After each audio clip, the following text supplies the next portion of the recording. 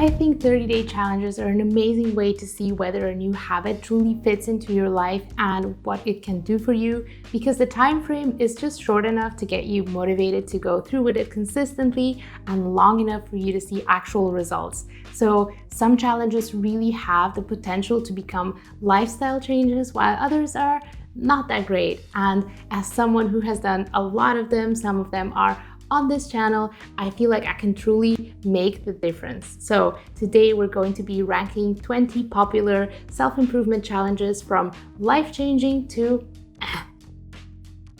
Welcome to our little ranking page. We have 5 ranks: life-changing, works for most, worth a try, doesn't work for most, and not worth the effort. And this is going to be my personal opinion, but I'm actually going to share this ranking and you can edit it for yourself in the description and also share that with others. The first one is a reading challenge, a 30-day reading challenge.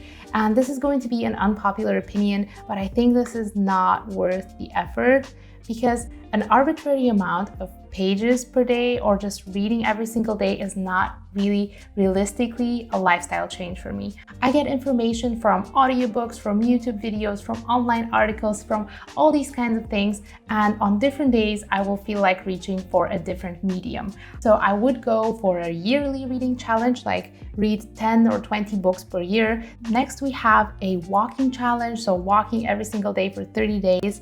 And I think, not to be dramatic, but this is life-changing, because especially in times like these where you're stuck at home a lot, this is a great way to change your state. It's a lot of physical movement, so it's good for the body.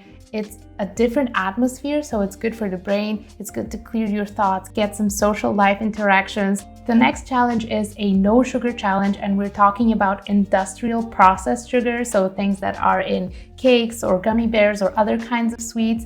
And for me, doing this last year was absolutely life-changing, as I think it will be for everyone. First of all, my skin cleared up. It is much better than it used to be, and above that even, my palate changed. I'm enjoying fruits much more. My sensitivity to sweetness is much higher, so I don't really eat much of those sugary snacks or drinks, and I don't crave them as well. Then we have a skincare challenge, and I say this is something like trying a whole routine, maybe a Korean skincare routine with a lot of steps.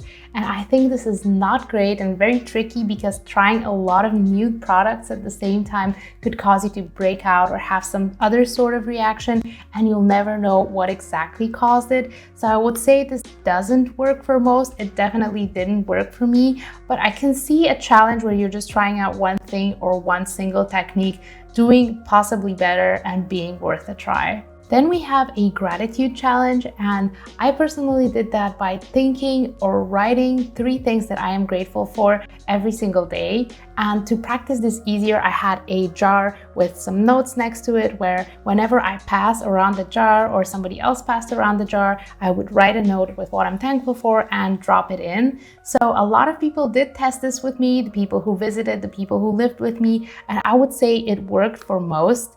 And what it did was, it gave me the mindset of, I have things, and on any given day there is at least 1 or 2 things that I can truly be grateful for. After that is the no coffee challenge, something that I did pretty recently, and I for myself made monumental discoveries. I found that I could have less anxiety, more natural energy levels.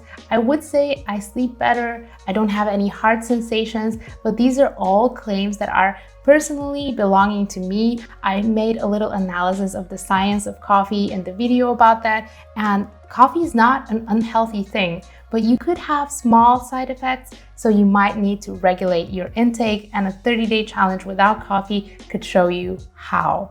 The next thing is a no spend challenge, and I have done several of these throughout the years, where you spend a whole month, well, you don't spend for a whole month, but you spend the whole month not spending any money. And I think this can really show you the amount of things that just creep up on you in terms of expenses. Even when you're saving, there's always going to be something that you want. So mindfully trying to avoid everything shows you that you can almost never be perfect. So it's better to always be mindful when purchasing.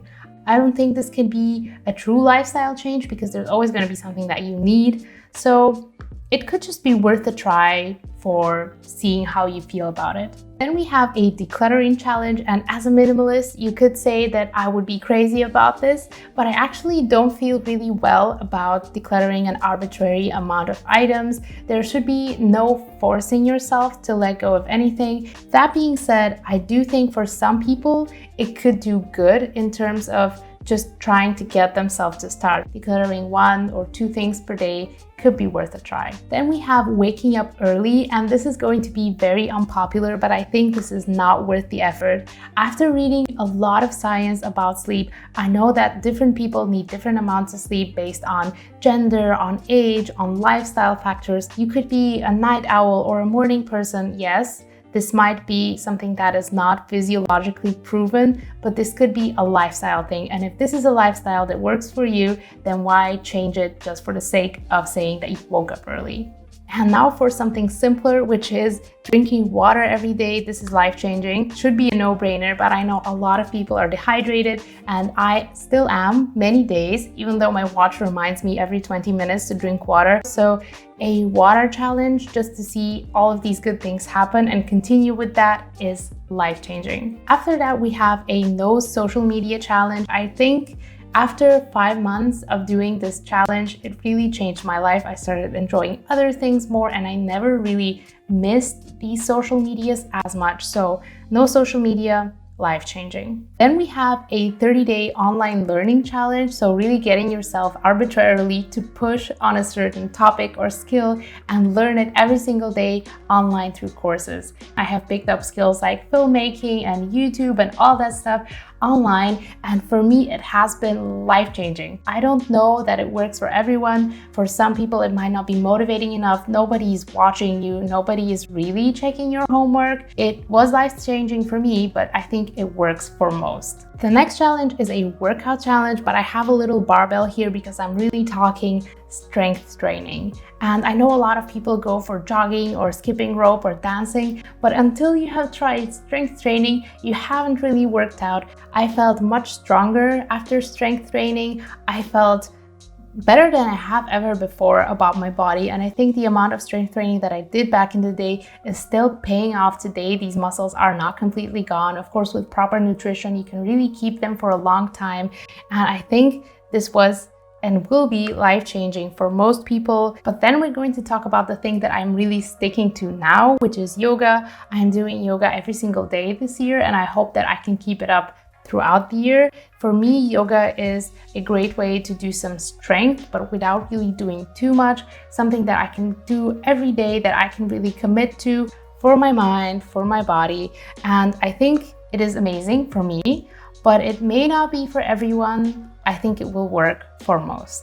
The next challenge is journaling, and I did a journaling challenge way back in 2018, and I have been journaling on and off since then. I do think it is life-changing. Journaling really removed the need for another person or an application, and it allowed me to sort my thoughts, sort my feelings, and really be clear with myself before I ever go out into the world. But for some reason, I just can't do it every day. I don't feel like it. I think it's great. I know it works for some, it doesn't work for others.